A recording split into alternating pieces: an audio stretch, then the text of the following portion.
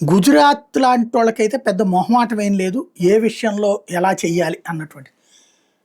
మొన్న రోహింగ్యాలు కొంతమంది ఏదైతే ఈ ఇతర బంగ్లాదేశీయులు, రోహింగ్యాలు అహ్మదాబాద్‌లో ఒక ఓవర్ యాక్షన్ చేశారు. పాకిస్తాన్ ఇన్సిడెంట్ జరిగిన రోజున అక్కడ ఏదైతే అక్కడ పాకిస్తాన్ జెండాను తగలబెడుతుంటే దా వాళ్ళ మీద దాడి చేశారు. అట్లాగే పాకిస్తాన్‌కి అనుకూలంగా వ్యవహరిస్తున్నారు. ప్లస్ భారతదేశానికి వ్యతిరేకంగా వ్యవహరిస్తున్నారు. వీళ్ళందరూ ఏంటంటే గుజరాత్‌లో చాలా వరకు మ్యానుఫ్యాక్చరింగ్ సెక్టార్ ఉంటుంది. ఈ మ్యానుఫ్యాక్చరింగ్ సెక్టార్‌లో తక్కువకి పనిచేసే కూలీలను ఎతుక్కుంటారు. కాంట్రాక్టర్లు ఆ కూలీలను సప్లై చేస్తారు. ఆ కాంట్రాక్టర్లు ఏం చేస్తున్నారు ఈ మధ్యన భారతదేశంలో ఉన్నటువంటి ఇదివరకు ఛత్తీస్‌గఢ్‌లో, బీహారోళ్ళు ఇట్లాంటి వాళ్ళని పెట్టేవాడు. అలా కాకుండా ఈ బంగ్లాదేశ్ నుండి వచ్చిన రోహింగ్యాలకు పెడుతున్నారు. అక్కడేంటో పెద్ద షెడ్ వేస్తారు. వీళ్ళందరికీ నెలకెంత అని చెప్పినో, ఏడాదికి ఎంత అనేనో లెక్క కట్టేసి ఇచ్చేస్తారు.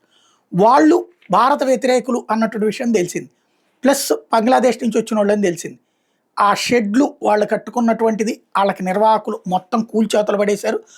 చందోలా లేక్ని వీళ్ళు మొదట ఏంటంటే ఈ కాంట్రాక్టర్లతో పనికని వచ్చి నిదానంగా కాంట్రాక్టర్ని పక్కన పెట్టేసి వీళ్ళే కాంట్రాక్టులు చేసేటటువంటి స్టేజ్కి వచ్చేసారనమాట. క్రమంగా ఆ ప్రాంతం మొత్తం కూడా ఒక మినీ పాకిస్తాన్గా మార్చేస్తున్నారు. అహ్మదాబాద్లో ఉన్నటువంటి చందోలా లేక్లు దాని మొత్తాన్ని అనుమతులు లేనటువంటి ఆక్రమించిన మొత్తాన్ని కూల్చేతలు పడేశారు ఇప్పుడు.